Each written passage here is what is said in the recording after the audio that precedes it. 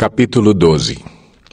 No 7º ano do reinado de Jeú, Joás começou a reinar e reinou 40 anos em Jerusalém. O nome de sua mãe era Zíbia. Ela era de Berseba.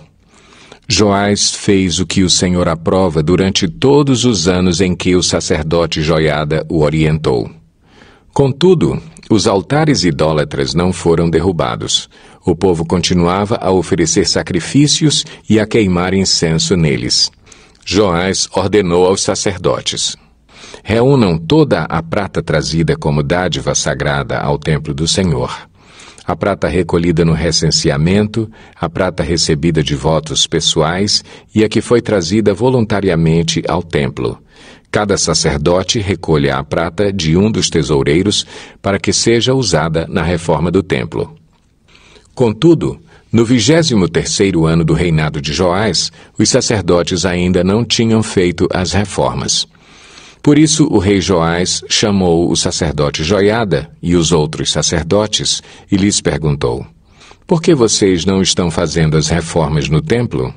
Não recolham mais prata com seus tesoureiros, mas deixem-na para as reformas.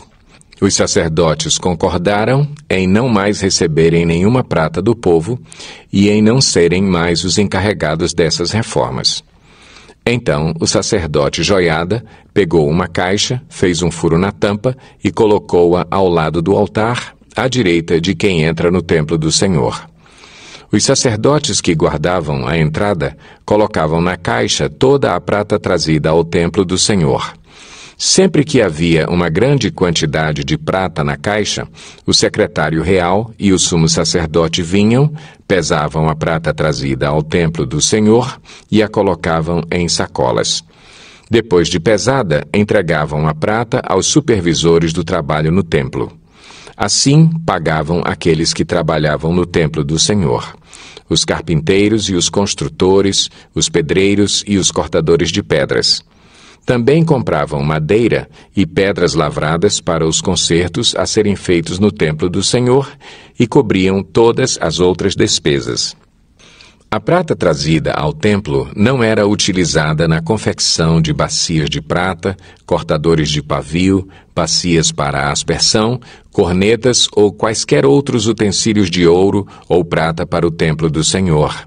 Era usada como pagamento dos trabalhadores e eles a empregavam para o reparo do templo. Não se exigia prestação de contas dos que pagavam os trabalhadores, pois agiam com honestidade. Mas a prata das ofertas pela culpa e das ofertas pelo pecado não era levada ao templo do Senhor, pois pertencia aos sacerdotes. Nessa época, Hazael, rei da Síria, atacou Gate e a conquistou. Depois decidiu atacar Jerusalém. Então Joás, rei de Judá, apanhou todos os objetos consagrados por seus antepassados, Josafá, Jeorão e Acasias, reis de Judá, e os que ele mesmo havia consagrado, e todo o ouro encontrado no depósito do templo do Senhor e do palácio real, e enviou tudo a Hazael, rei da Síria, que, assim, desistiu de atacar Jerusalém. Os demais acontecimentos do reinado de Joás e as suas realizações estão todos escritos no livro dos registros históricos dos reis de Judá. 2 de seus oficiais conspiraram contra ele e o assassinaram em Bet-Milo, no caminho que desce para Sila. Os oficiais que o assassinaram foram Josabade, filho de Simeate, e Jeozabade, filho de Somer. Ele morreu e foi sepultado junto aos seus antepassados na cidade de Davi. E seu filho, Amazias, foi o seu sucessor. Capítulo 13. No 23º ano do reinado de Joás, filho de Acasias, rei de Judá, Jeoacás, filho de Jeú, tornou-se rei de Israel em Samaria e reinou 17 anos.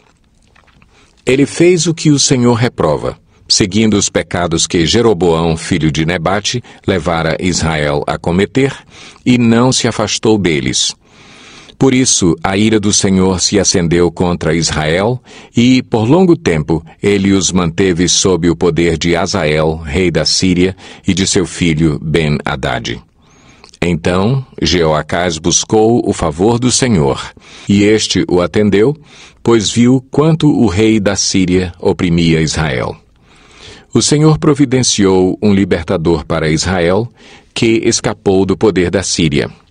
Assim, os israelitas moraram em suas casas como anteriormente. Mas continuaram a praticar os pecados que a dinastia de Jeroboão havia levado Israel a cometer, permanecendo neles. Inclusive o poste sagrado permanecia em pé em Samaria. De todo o exército de Jeoacás, só restaram 50 cavaleiros, 10 carros de guerra e 10.000 soldados de infantaria, pois o rei da Síria havia destruído a maior parte, reduzindo-a a pó. Os demais acontecimentos do reinado de Jeoacás, os seus atos e tudo o que realizou, estão escritos nos registros históricos dos reis de Israel. Jeoacás descansou com os seus antepassados e foi sepultado em Samaria. Seu filho Jeoás foi o seu sucessor. No 37º ano do reinado de Joás, rei de Judá, Jeoás, filho de Jeoacás, tornou-se rei de Israel em Samaria e reinou 16 anos. Ele fez o que o Senhor reprova, e não se desviou de nenhum dos pecados que Jeroboão, filho de Nebate, levara Israel a cometer, antes permaneceu neles. Os demais acontecimentos do reinado de Jeoás, os seus atos e as suas realizações, inclusive sua guerra contra Amazias, rei de Judá, estão escritos no livro dos registros históricos dos reis de Israel. Jeoás descansou com os seus antepassados e Jeroboão o sucedeu no trono. Jeoás foi sepultado com os reis de Israel em Samaria. Ora, Eliseu estava sofrendo da doença da qual morreria. Então Jeoás, rei de Israel, foi visitá-lo e, curvado sobre ele, chorou, gritando: meu pai, tu és como os carros e os cavaleiros de Israel. E Eliseu lhe disse: traga um arco e algumas flechas. E ele assim fez. Pegue o arco em suas mãos, disse ao rei de Israel. Quando pegou, Eliseu pôs suas mãos sobre as mãos do rei e lhe disse: abra a janela que dá para o leste e atire. O rei o fez e Eliseu declarou: esta é a flecha da vitória do Senhor, a flecha da vitória sobre a Síria. Você destruirá totalmente os arameus em Afeque. Em seguida, Eliseu mandou o rei pegar as flechas e golpear o chão.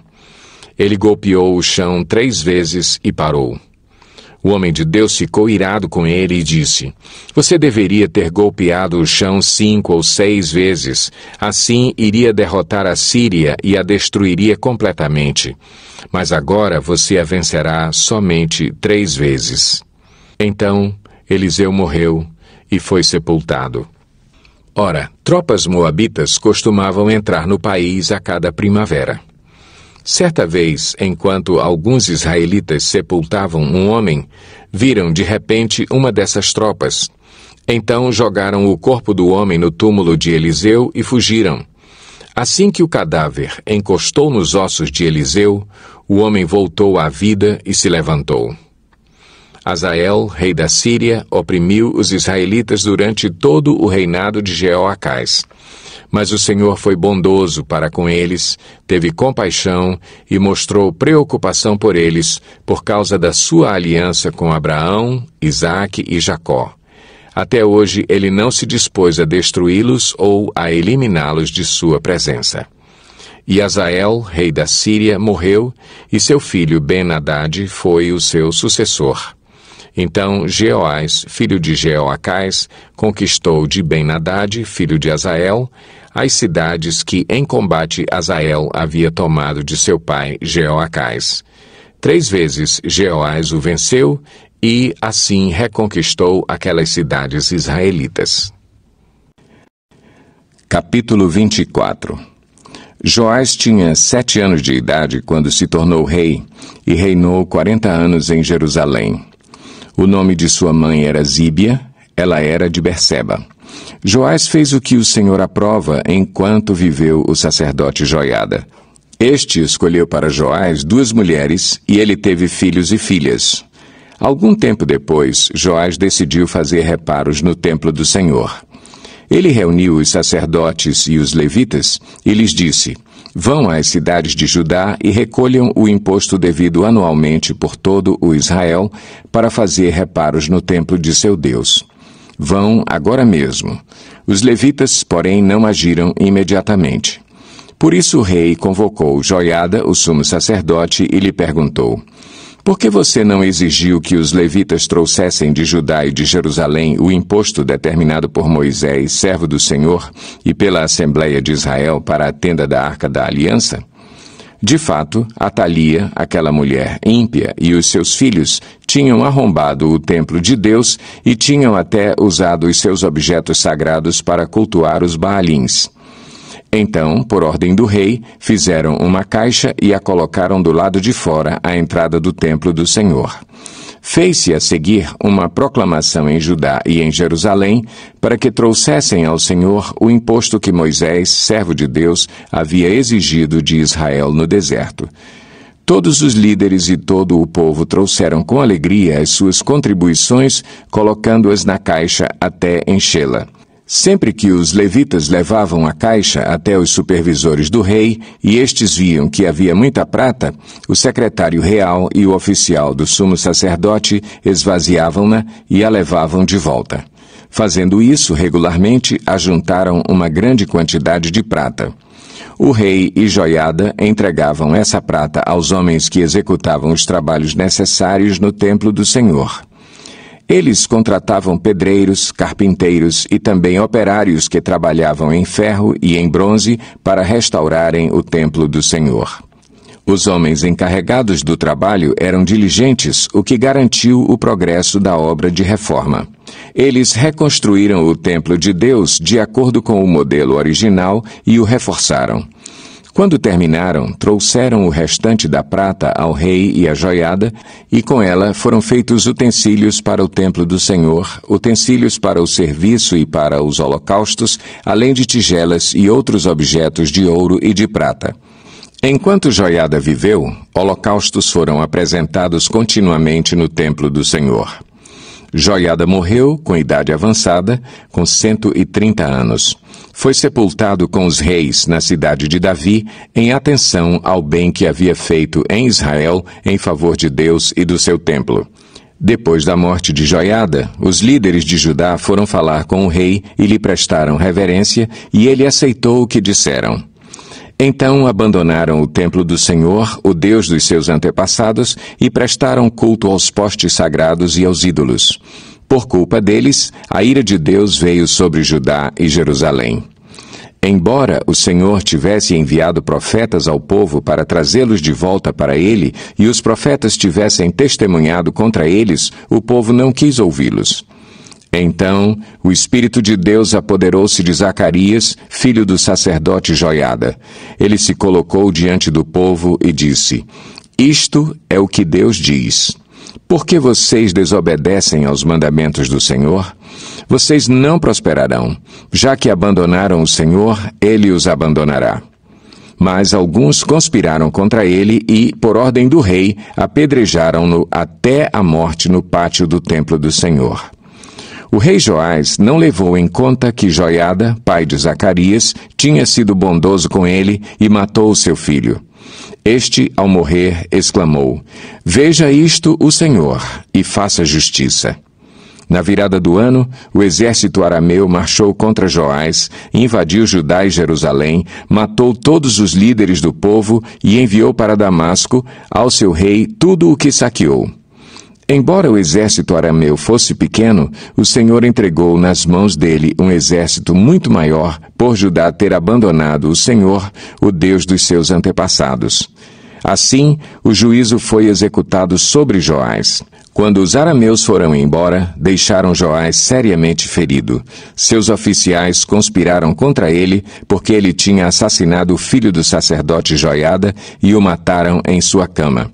Assim ele morreu e foi sepultado na cidade de Davi, mas não nos túmulos dos reis. Os que conspiraram contra ele foram Zabade, filho da amonita Simeate, e Jeozabade, filho da moabita Sinrite.